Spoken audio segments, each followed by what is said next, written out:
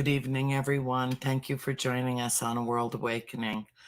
I've had a wonderful encounter with a new friend named Michelle Swope. She will be our guest tonight. I don't even know what to say. She's one of the most distinctive, most unique individuals that I have ever encountered. And she's very gifted and she's very kind. And I think what the world needs now is Michelle. So without further ado, please help me welcome my new friend, Michelle Swope. Hello. Hi, darling. I don't know how to follow up that intro. Thank you. I just, the little bit of contact that we've had recently, it's wonderful how we have friends that put us together that say, you need to know her, or you Yeah. need to know him, or, it's like they know better than we do who to put together, how the puzzle pieces are going to fit. Yeah. And so I always say yes to the universe and I always listen to my friends. There's so much about you that I want you to introduce yourself to our audience because, and I told you before we even did the show, just think of this as we're just two girlfriends just chatting back and forth with a whole lot of eavesdroppers. But take a few minutes and acknowledge the eavesdroppers and tell them who you are, why you're here, and what your purpose is. As Andrea said, I'm Michelle Swope. I'm a writer. I'm doing freelance right now. I've been writing about horror movies since 2016 for various online outlets. Currently have a column at Bloody Disgusting. I also do movie reviews and interviews and things like that for them when they need me. But I have a monthly column where I talk about all things paranormal. And that's how Andrea and I connected through a mutual friend who I had interviewed last year for my column. Um, and it's kind of a new column. I've been doing it for about 2 years now, maybe.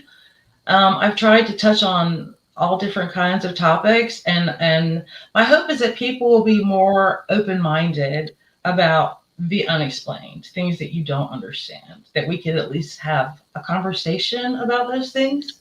That's my hope. And so that's how Andrea and I connected. I asked her if she wanted to be interviewed for my column, and this is a first. This is the first time I've ever asked someone for an interview, and then they've turned around and asked me to do something. So I feel like out of my element a little bit. I'll say that. Well, but isn't it a comfy place? Don't you feel like it's an okay place for you to be and for you to be open and just talk about what you do and why you do it, and to know that everyone that's watching this embraces both of us, and that's a really lovely feeling to know that you've got the interest of virtually everybody that's watching this broadcast or who will later watch it in the archive. Um, One of the things that I appreciated about you right away was the questions that you asked me for you had a very unique take on things. You asked me questions that I haven't been asked before. And I appreciate that after doing, I don't know how many thousands of interviews, to be engaged with someone in conversation where it's refreshing and it's covering new ground is I particularly appreciated. So I knew that I was jiving with you intellectually, that we were really riding the same wave, on the same wavelength, as it were, same frequency. Um, but the first question that I'm going to ask you, I ask a lot of my guests, And it's it might sound like common sense, but sometimes it takes them back a little bit. And I always ask, how old were you when you had your first paranormal experience, and how did it change your life? Oh my gosh. I don't know the age exactly. Pretty young. Um, we there was always something in our home, Mhm. and I always believed it was attached to my mother. Um, Gosh, I was little. It started out with she would tell us stories about when she was a kid. There was 9 kids in her family, and she would tell us how they all piled into the same bed at night, and how something would walk through their bedroom and bump the bed. And then as I got older, I realized that there was activity in our home all the time, regardless of where we lived. Mhm. Um, I never felt afraid growing up in that. There was nothing that ever felt threatening. Mhm. It was just kind of that I acknowledged that it was there. And it was just kind of a part of our everyday life. Items would go missing and turn up in odd places later. Sometimes shadow people. Um, we lived in this one house, and I was say maybe 11, 12. And it had, like, old 70s sunken living rooms. They, Yes. yeah, we had one of those. And so on one side was my parents' bedroom, and on the other side of the sunken living room was a hallway and my bedroom and a bathroom and my brother's bedroom. And my mother, we'd be at school all day, and my stepfather would be at work. And at night, when we'd be home, she would every day tell us that she would be in the opposite end of the house in her room. She would hear from the bathroom on our side banging underneath the bathroom floor. And we just kind of laughed it off because none of us had experienced this. My brother and I were in our room, all night. Never heard that. Well, one night, my family wanted to go out to eat. And there was some reason I didn't want to go. And it was kind of rare that they would let me stay home by myself at that age. And so I went in my parents' bedroom to watch their TV. That was kind of a rare thing I got to do by myself. And so I'm in the house alone on my parents' side of the house. And all of a sudden, I hear this frantic, desperate banging from the bottom of that bathroom floor on the other side of the house. That did scare me, because I was home alone and I didn't know what to do. And it was kind of scary, but that has really stuck with me all these years. The fact that I finally heard it, but only that time that I was home alone. Mhm. And it would only happen to my mother when all of us were out of the house. Um, my mother came home. I told them what happened. I think the next day, probably. She went outside and she opened the door to the crawl space under the house, and she did something like, she yelled, "Get out! You're not welcome here," or something like that. Um, and I don't think we heard that banging on the floor anymore.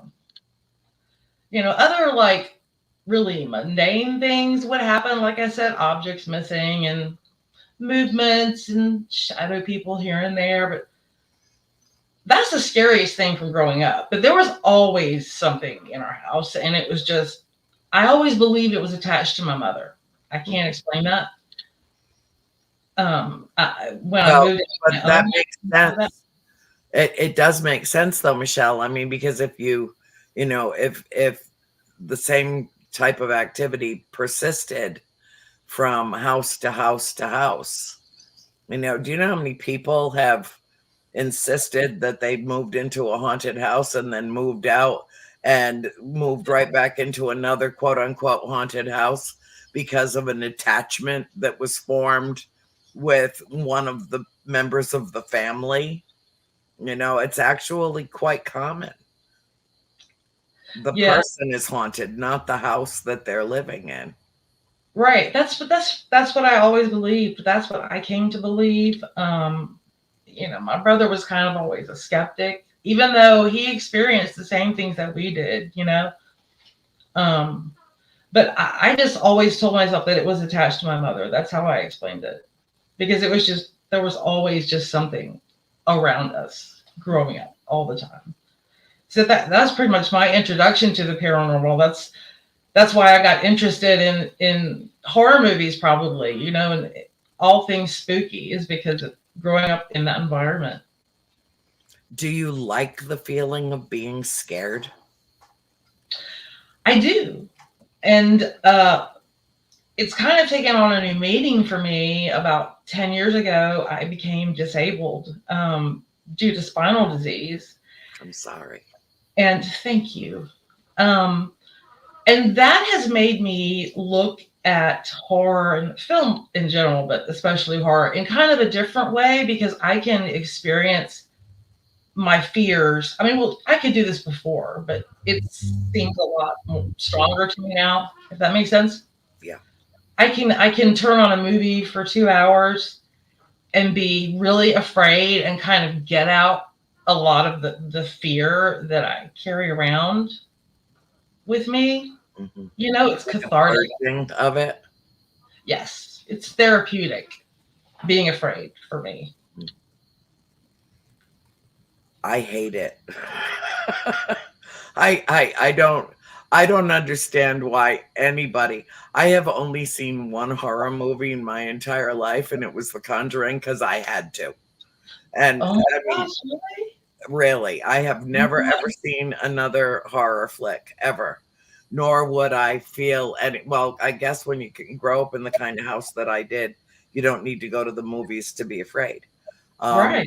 but I don't like the sensation at all. It is anathema to me. Um, and I find that in those moments where I do feel fearful, whether it be because of a dangerous circumstance or something that suddenly happens that kind of throws me off my game, I get angry about it and just basically expel it, whatever it is, just expel it from my environment. Um, and I don't know if that's kind of some PTSD from growing up at the farm or what it is that, but I don't. It doesn't. Fear does not make me feel more alive. A Oh, lot of people yeah. answer that question that way. It makes me feel the fear of death makes me feel more alive. And that seems so utterly counterintuitive to me. I can't even wrap my head around it. But that has not ever been my take nor my the focus of my work. I don't perceive our family story to be a horror story. I think it's a love story with a wicked supernatural twist, but it foundationally love. So yeah, so in that respect, we are different. That you're attracted to it and that I am repelled by it. Um, Yeah. is yeah, just like I got no room in my life for fear. I just don't, the sensation of it. I think that people have a tendency to often relinquish their own personal power to fear, rather than using it as that tap on the shoulder, that little tool, that anxiety that you feel, or that instinct or intuition that kicks in when you're in a danger zone, when there is a threat that you perceive, that it's supposed to kick in to warn you, danger, Will Robinson, get out of there, get out of there. Um, and that, but a lot of the people that I've met in the paranormal over all the years that I've been doing what I'm doing, I have encountered a lot of people who thrive on it, who feel more alive because of it, who welcome it, who seek that sensation out. And that is absolute anathema to me. I have no way to wrap my head around that. That kind of makes sense to me, though, in a way. I mean, I'll tell you, I have to tell you something. The only person I've shared this with, and we're totally spoiling the interview that's coming out with you in March. It was going to be a surprise, but oh well, it's out. It's out. um, I came away from talking with you that day really surprised because you came out of a situation that sounds really terrifying, and is a terrifying story to a lot of people, not even just because of the movie. And you somehow came out of that and you have all this positive energy about you. And I thought that was so interesting and so amazing, I have to say. And like, if you have a secret for how you did that, please share it with me sometime because, yeah, I was kind of blown away by that. I consider the 10 years that I lived at the farm to be the most informative and most enlightening period of my entire life. And I'm not the only one in my family that feels that way. Um, I feel privileged to have experienced what I have, and to know, not to, wish or believe or think or hope, um, but to know that there is something beyond our mortal existence, that it isn't just ashes to ashes, dust to dust, that we, in some way, shape, and form, go on from this life, that all this life experience is not wasted, but collectively goes with us. Um, but I don't know where we're going, why we're here, where we're going, why we came here in the first place, and what, is this like recycled souls? Is there a cyclical nature to life and death and the afterlife? And there's the mysteries, the mysticism of it, is really quite fascinating to me. And it doesn't even matter to me. I think it's safe to presuppose that we're not going to get these answers in this realm, and that's okay, because just the curiosity, just the fascination about it, just knowing that there's something out there. Somebody, I did an interview actually before, a couple of hours ago, before I actually did my two shows tonight back to back. And I told my interviewer, I don't care who the spirits were. It's not that I don't care about them, but I don't care what their names were, or when they lived at the farm, or how long they lived at the farm. Who they were, bears no relevance to me. That they still are is the miracle. To me, that's the most amazing thing, that they still are. And so from my early age, from saw my first full body apparition at the age of 12. And nobody needed to convince me after that. I mean, it was done. It was just a given. It was accepted. It was my personal paradigm shift in terms of my own understanding and knowledge of life and death. Um, and to me, it brings me great comfort and joy to know that it's not just over when it's over. It's just the beginning. It's not the end. And so that transcendental transformation that we all undergo is not something that I fear at all. It's not something that I necessarily welcome or embrace. Um, I am perfectly happy being alive on this plane of action right now. Even when I'm miserable, there's a part of me that's happy just to be here and be alive and have this experience. But to know that there's something else is one of the two most important questions that I think anyone can ask or answer. And I have the answer to both of them. Is there something beyond our mortal existence? Yes. Are we alone in the universe? No. And everything else is like, does it even matter when you've got your bases covered already with Yeah. based on personal experience. No, I don't know if honestly, Michelle, I don't know if I hadn't experienced what I have in this life, if I would believe it. I really don't. And I feel graced and I feel blessed to have been touched by spirit. I do. See, that's what I'm saying. You came away from an experience that some of it sounds traumatizing, based What on some of the traumatizing? things. Right. Some of it's, Yeah. I know. A lot of people would, you know what I mean, come Hmm. away from an experience like that and maybe react negatively, but you've taken something like wonderful from that, and you're this just the positivity that comes off of you, just talking to you was so interesting and so wonderful to me. Oh, um, I'm so glad. I felt like we connected on a very profound level with great ease. No, just not just that we have something in common. It was way beyond that. It felt more spiritual to me. And I think that part of what I could relate to with you is that, we've shared like experiences and that you're drawn to this field with purpose and reason. And so am I.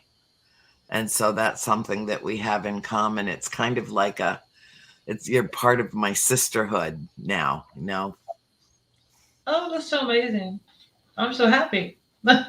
I'm so glad. I truly am.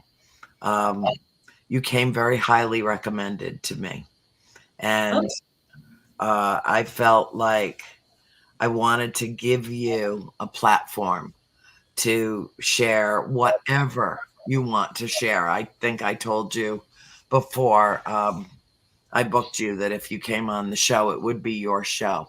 So what do you want to talk about? oh my gosh. There's so much.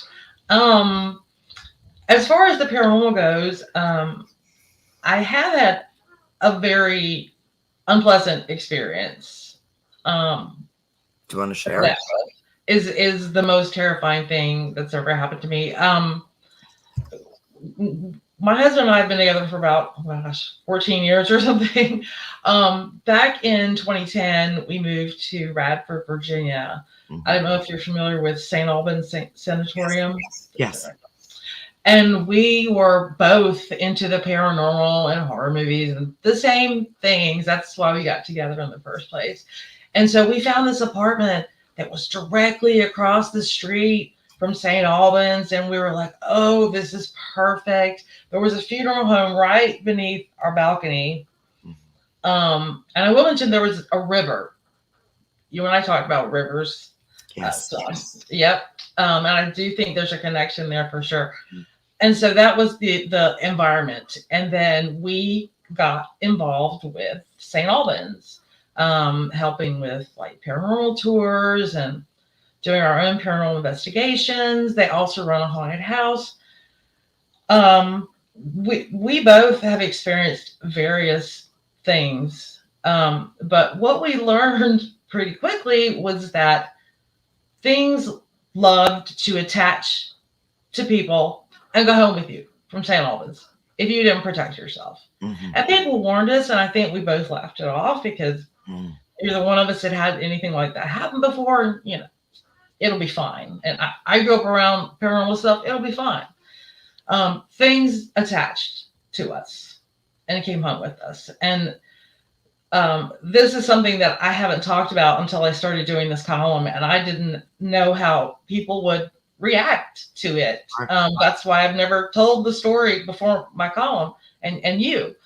Um, but we had various things that would, like, piggyback with us, come home with us that we had to deal with. But there was something one night I went to bed early. If I wasn't feeling well.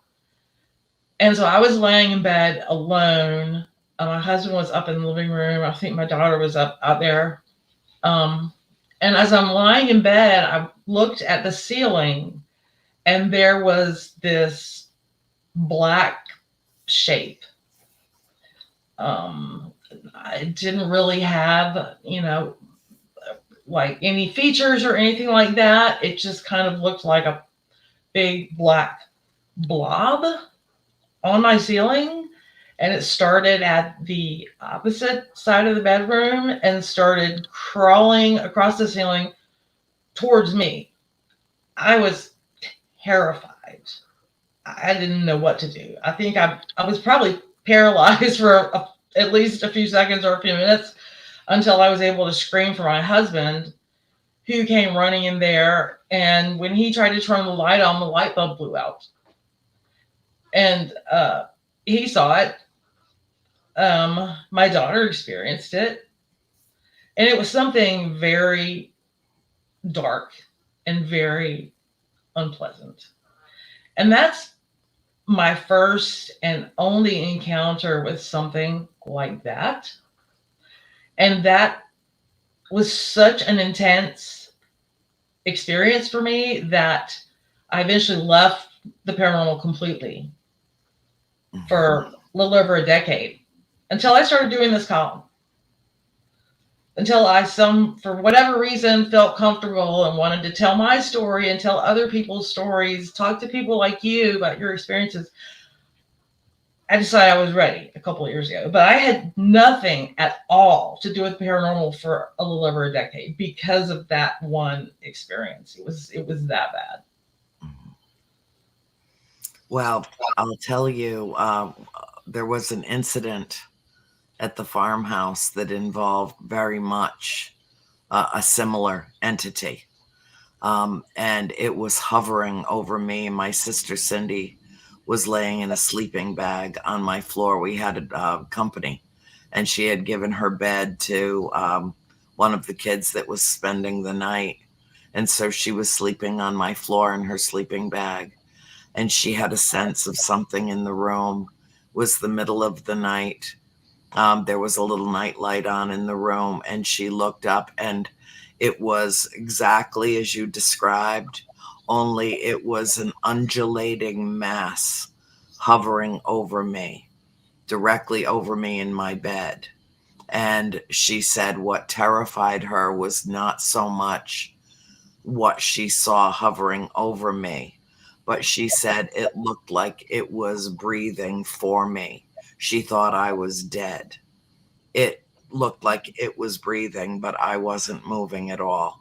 And when it noticed that she noticed it, it came sweeping down off of me and grabbed a hold of her ankle and dragged her across the floor of my bedroom and started dragging her down the stairs face first. And it was only her presence of mind to cuff her arm around the banister that kept her from being dragged all the way down the stairs. And people think it's all fun and games. They don't understand that we live in a multidimensional universe. We live in a 3D realm where good and evil exist. And if given the opportunity, or not even necessarily if given the opportunity, evil will insidiously infiltrate an environment, will take the opportunity. And that scared her probably more than any experience that we had at the farm. She told me when she told me the story, she said, I've danced with the devil and lived to tell about it. And now I wonder, Cindy died when she was 2 months old and was brought back to life on an operating table. And I've often wondered if the reason why the spirits approached her so frequently is because she had been to the other side and they knew who she was. And then she came back, and so maybe they felt like she was the one that would be easy enough to communicate with. And the same thing had happened to my mother. My mother had a near-death experience when she was much younger. And of all 7 of us, those were the 2 that had the most frequent encounters. But that black blob, Cindy said that of everything that she experienced in the farm, that was the most horrifying, because she thought that it had killed me and that she was next. Wow. Yeah. That And is. I wonder that Warner Brothers didn't want to include a scene like that in The Conjuring. Maybe they were right. Maybe they were right. That literally would have emptied the theater. Would have emptied Yeah. the theater. It's a lot easier to digest and absorb information like that coming off of a page in a book than seeing it on the silver screen. Right. Right. And also, well, there's also the challenge of being able to bring something like that, to life on screen, in an authentic way. Yeah. Not everyone can do that. I mean, I It's a know, real challenge. It is. right. I know we're talking about James Wan on The Conjuring, who's amazing, but I'm just saying, maybe he would have done a great job. But yeah, there's probably a lot of reasons. Oh, I was so surprised when you told me that. When I said, why didn't they want to use it? You said, because it was too scary. And I was like, what? But the more I thought about it, like you just said, it does make sense. Well, that was what I just described to you, was one of 1,000 different things that happened over the course of a decade. There were literally life-threatening things that happened at that farmhouse. People think it's, I'm going to be a paranormal investigator. I'm going to get my fresh black t-shirt and declare myself the world's leading expert before the ink is dry on the thing, and go off and start doing, home investigations and, authentic haunted places around America. There are a number of groups that I've interviewed with over the course of the last decade or so. I've heard over and over and over again that they won't let a new member in until they've read my trilogy, because they feel that it protects them and that it informs them of what they're getting into in a way that nothing else can. And I have to agree with that. I think that it really is the most authentic haunted house story out there, in its detail and its scope, and in being so forthright. There are only a few things that happened at that farm that my sisters asked me not to include. Just a very few things that were either so painful or so personal that they didn't want them included in the books originally. Now they don't care. Now they're like, yeah, okay, people love us anyway, and nobody hates us, and we're not being scrutinized and condemned, and if we are, we don't know about it, so we don't care. So someday I will put those other stories out, but for the most part, about 98 or 99% of what happened to us at that farm, for better for worse, are in the books, and it is very revealing. It's in fact, I have one chapter called "It's All Fun and Games Until Someone Gets Hurt," and that's true. Paranormal investigators need to be informed, need to know what they're getting into. I mean, like you said, you go to St. Albans and you're like, oh, attachments, yeah, yeah, yeah, yeah, just because you don't believe in attachments doesn't mean they don't form. In the same Right. way that my mother told my father, your the existence of the spirits is not contingent upon your belief in them. Right. Right. Well, one thing that I think a lot of paranormal investigators do wrong, and this had a lot to do with the horrible experience that I had, is don't go in there and provoke. Right. Don't be angry. Don't be disrespectful. Right. Think of them as how you would treat another human being that's Right. flesh and blood. If you were Okay? walking into their You home. have to look at it that way. And there's some people who enjoy stirring things up or messing with dark, negative energies that you probably shouldn't mess around with. And there was a lot of that going on at St. Albans, which I Yeah, think contributed to our experience too. I'm Um, sure. you can't go into paranormal investigating that way. I can tell you from experience that's not the way to go into it. I was never a person who provoked, but I was seeing people do it, you Yeah. know, and stirring up negativity. Don't do that. Yeah. That's not the way to approach it. Um, yeah, treat them like you would treat anyone else. I really think, and I mean, all these years later, I can say this now because I'm not there anymore and I don't care. But I don't agree with the fact that they still hold a haunted house there. I find it to be very exploitative. Yes. Yeah. I Um, agree. I have a problem with that now. And I participated in it. I worked there years ago. Hmm. But now, in hindsight, all these Well, years you've later, evolved. I feel bad about it. Yeah, you've evolved, and they're still doing their. I mean, leave the haunted house to Disney World. You Right. know, let them do that, but not on a historically haunted location where it's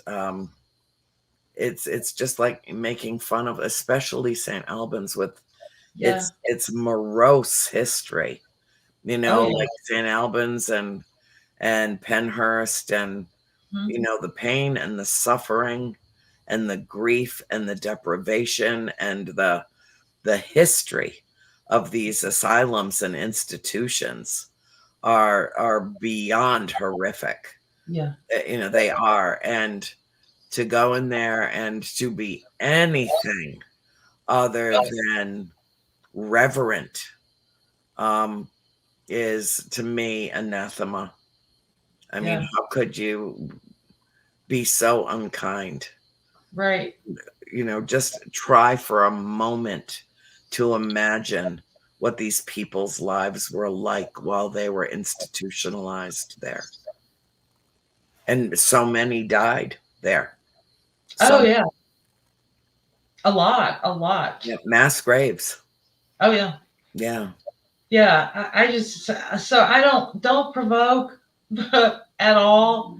Don't try to stir up negative energies, and yeah, be respectful. I just don't do things that are exploitative, could be interpreted as exploitative. Learn the history of the location that you're dealing with. First of all, that's really helpful. But I just feel so bad about participating in the haunted house, and now I really, really don't like that they still do it. And I'm saying that on the internet, and I don't care because it's how I feel, and I think it's the right way to look at the situation. Honestly. Well, the spirits can hear you.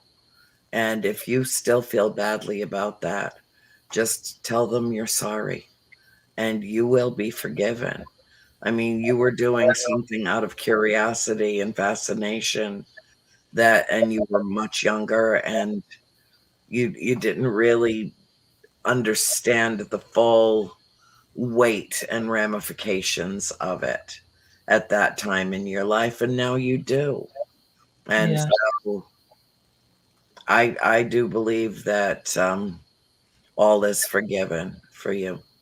I really do. I think that they understand that you are here much more as an advocate, that you're not out to exploit them, but to advocate for them. I really do believe that. I hope so. And they know, I mean, they're in a realm where there is no space-time continuum. Right. They are free to fly, and they know everything that's going on. I'll tell you a case in point, which is it's bizarre. I still can't wrap my head around it, Michelle, honest to God. But years and years ago, I think it was like 2015, I went to Pennhurst in Pennsylvania for the one and only time that I will ever be at Pennhurst, because I found the vibration there, the frequency, just oppressive, absolutely oppressive.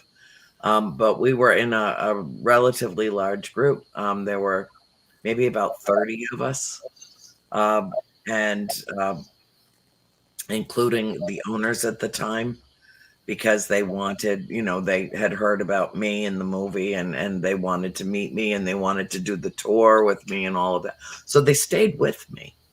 And two of them had a Pandora's box, and my friend George had his spirit box, and they set it up. I don't know if you've ever been to Pennhurst, but there was in Mm. the Devon building where they kept all the children. There was a downstairs below ground area, and they had all of the stuff set up. And we walked in, and George said, uh, I have Andrea Perrin with me. Is there anyone out there that knows what movie is associated with her family's story? And through the spirit box and the echo box and the um, Pandora's box and something else, were like four devices simultaneously, it all came out, The Conjuring, at Wow. once. And a gasp just passed through the room, just absolutely passed through the room. Like, what was and what was that, and how could they possibly know? And why are they speaking through all the devices at once? So for me, it seems to me that if you extrapolate that experience out, either they've got a big ass movie theater wherever they are, or they're around us all the time and they see what's going on. Or Hmm. that Yeah. they're all completely surrounded by spirit, and they are very well aware of what's going on in this realm. Freaked me out a little bit, though. I bet. I bet it did. That would be wild. Yeah. I do feel like they're around us all the time for the most part. Do you feel like you have guides, that you have spirits that are very supportive of you, that watch out for you? Not specifically. I don't think so. Well, you do. You do. Um, I don't know who she is, but there is an elderly woman. I don't know if she's related to you, maybe a friend that has passed on, but an elderly woman with shimmering silver hair, shimmering silver hair. It doesn't even look real. It's so beautiful. Who is watching out over you. And just a few moments ago, and you go back and look at this, and I think that you will see over your right shoulder where that light is. There's a light in the corner that kind of shoots up out of that lamp. Yeah. I saw her standing there just a few moments ago. She's Oh, short, really short. oh my god. That's crazy. That just gave me such chills, especially when you described her hair. Um, Oh my gosh, you're gonna make me cry on here, aren't you, Andrea? Oh my gosh, you're gonna make me cry on here. Please let me cry. I don't even know who she is. She just presented to me just for a moment, just a glimpse. No, and I don't even know if she'll show up on the film or if I just saw her attached to you. But as benevolent, as beautiful, as loving a presence as I have ever seen with another person. And I don't consider myself a psychic or a medium. I don't actually label myself as anything except a radical feminist. I mean, other than that, that's the only label that I will wear. But occasionally, I'll just have a sighting like that, even online. Doesn't even have to be in person. So, do you know who she is? Well, and we had talked really briefly about this, but I just lost my mother in December, right before Christmas. Yes. Um, and it was unexpected and a really unpleasant family situation and everything. But I mean, you were describing her. All I could think about was my mother, and all I could see was her hair, and that would totally look like her hair. Um, and She's very happy, honey. She is. I have to tell you, like, oh yeah, and it's obvious, recent, and something I haven't really dealt with a lot, but I always felt like because there was activity that seemed to be attached to her growing up, that when she passed, I would. This is gonna sound crazy to some people, but I felt like there would be some sign, or I would see something, and absolutely nothing has happened. Nothing. And it's made me kind of depressed, like, well, maybe there really isn't anything, Oh, I no, feel there really is. like she would, show up somehow. She will. So Talk to her. I have to Just tell talk you, to her. that's so comforting. That is so comforting to hear. That you just totally described my mom, and yeah, that's really comforting. I'm So, so thank glad. I'm so glad that it happened tonight. I'm so glad that I just got this like incredible vision of her. She's so beautiful and she's so happy and she's so proud of you.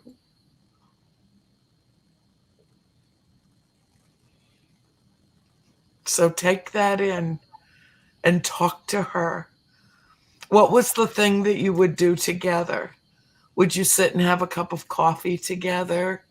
Would you? Yeah, Okay. we talked on the phone constantly, like, Okay. as an adult.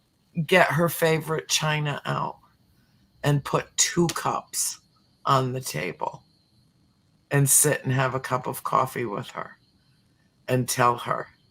And I promise you, within the next week or two, you are going to be calling me on this magical phone going, "Oh my God, Andrea, you were right.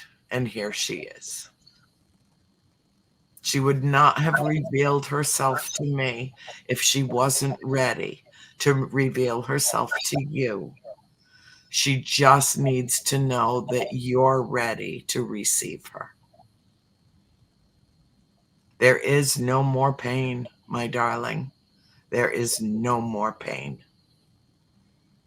Take comfort in that. It is extremely comforting. It's the most comforting thing that has happened or that anyone has said to me since December, honestly. Good. I mean, it's been really hard. So I know. that is, yeah, I have been wondering, why haven't I seen something, knowing my mom and how things always were in our relationship. I just thought something, just even a tiny, and nothing, and I felt really hopeless because nothing has Well, happened. And it's I haven't really something. told anybody this, you know? I don't know why she chose me to for this to happen tonight. For this to spontaneously happen on live, a live show. I mean, I don't know why this happened the way that it did, and why I was privileged to see her. But I see a marked resemblance between you and her. Yeah, Just I'm sure. Yeah, I yeah, look just like her. yeah. But yeah, It's your genetic template. You're like stamped. Yeah, you are. I mean, it's just different hair. That's it. yeah, different hair. Exactly, in the same Yeah. face. Yeah, you're so right. And yeah, you totally, totally described her so well. But Oh, I'm that so is so glad. comforting. Thank you so much. You're Thank welcome. you. I don't know how we've blown through an hour, my darling, but my producer's telling me to wind it down. I feel love for you. I truly do. And I want you to know that the experience that we just shared, I'm sure inspired other people tonight. And so that's the message that I will leave our viewers with tonight. They're not really gone. If you're missing someone that you perceive that you've lost in this life, they're not really gone. Talk to them and acknowledge them and embrace them and include them in your experiences that you would have wanted to in life.